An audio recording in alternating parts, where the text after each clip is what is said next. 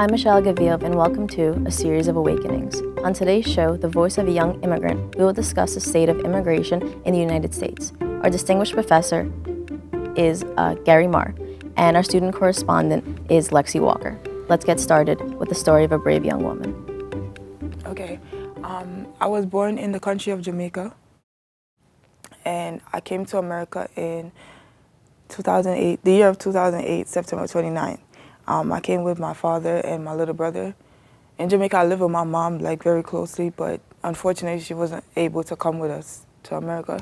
As we speak right now, she's still trying to get her visa to come to America, but they turned her down twice already. Let's see, when I came here, it was a very hard transition for me because I was just 9 years old, and my dad had to he wasn't at home because he had to go, he had to go out. It's a new country, so he had to work, obviously, because how we going to eat? Even though I live in an extended family household, my cousins are there, my aunts, my uncles, and my grandparents, but I didn't grow up with them, so it was just trying to be okay, this is your new family now, and it's just a push for me that I wasn't ready for. Going to school, it was difficult. I didn't talk to nobody.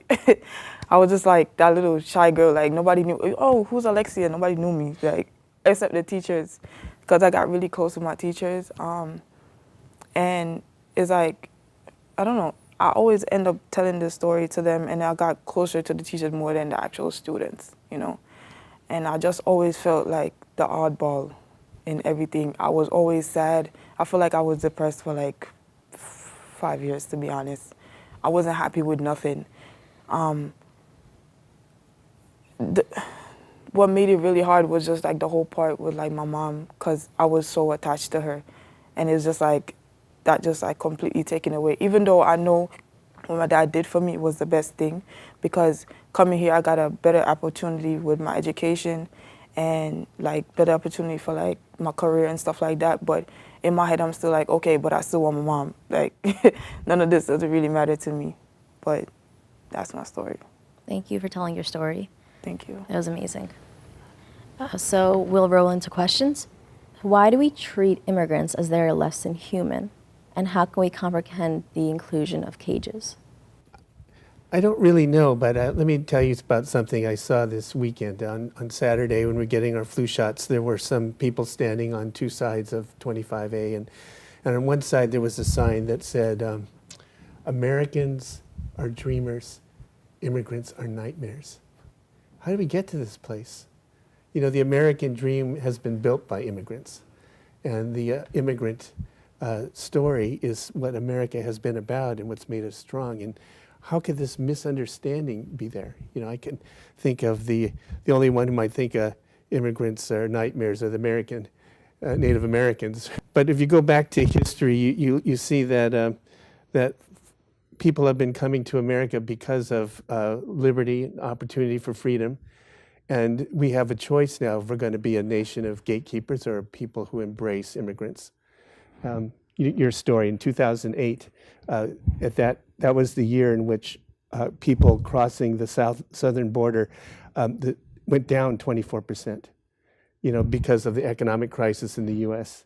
And yet we talk about this problem as it's about building a wall or about stopping people from coming. And it's, people have stereotype what immigrants have done to America. Look at the Wang Centers, donated by Charles Wang, came at the age of 8, 1952, couldn't buy a house in Queens, and he's given us $25 million building. Immigrants have built the country ever since its beginning. That's very true, and I don't think many students even that go here, I didn't know that about Mr. Wong and everything that he donated and his upbringing and that he was an immigrant, that we're not really informed on it. And so I think we can transition unless you want to say something. No, I don't. So my next question is actually towards you, Lexi.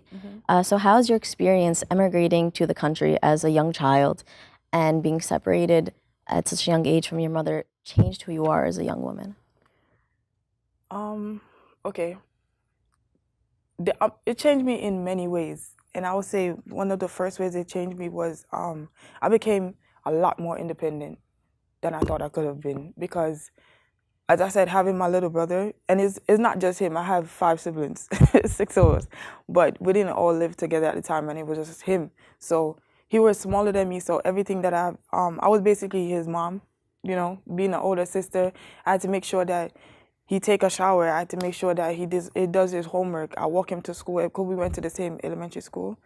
I walk him to school. I make sure that he eats. I make sure that he's good. You know. I learned how to go shopping by myself, how to make my own doctor's appointment, all of that. Because it's funny because my dad, even though I got a little better with my speech of saying proper English, my dad is terrible. Like, he can't say a proper sentence without anybody saying, excuse me, what did you say?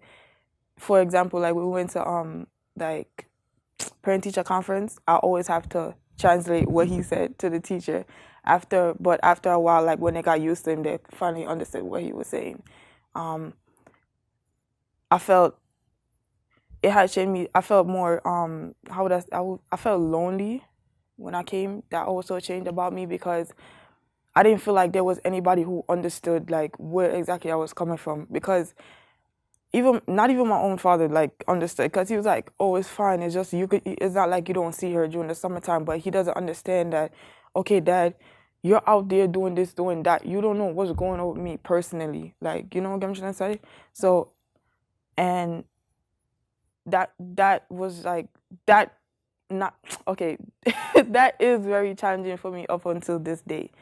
And I would say another way that it changed me, I became more brave to do certain things, because I'm like, okay, well, if I got through this, I could do that, you know. That's why I always try to fight to do my best education-wise, because my mom didn't have that opportunity and she's not here with me. So to make her proud, I always say, okay, I'm gonna go to college, because, I'm sorry, she didn't get the opportunity to. She was really intelligent in school, but you know, the economic system in Jamaica is terrible. Like, they have no type of money, and we are not a rich family, so she couldn't be able to go to college. And then she had me when she was, I believe, 18. And so I said, okay, since I got this opportunity to come here, I'm not just gonna make everything negative, you know, even though being in this country alone is just so isolating to me. And I was like, okay, I'm here. I'm gonna do this. I'm gonna do that. Went to high school, get my diploma. I was in honors class. I did many extracurricular activities. I always try to get involved just to distract myself from what's actually going on in my life. I said, okay, I'm gonna come to college, one of the best colleges. And even though it's hard, it's challenging keeping up with the classes and stuff, but I'm like, I'm gonna do this. And it's gonna make me feel really proud, you know, to have that, to make my mom see what I'm doing, because I talk to her like almost every day, more than my father, and my father lives here.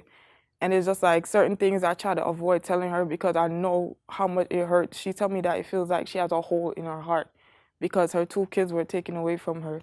So it's just stuff like that that helps me to keep going, because I'm like, okay, I'm doing this for me, and I'm also doing this to make my mom proud of me. That's beautiful.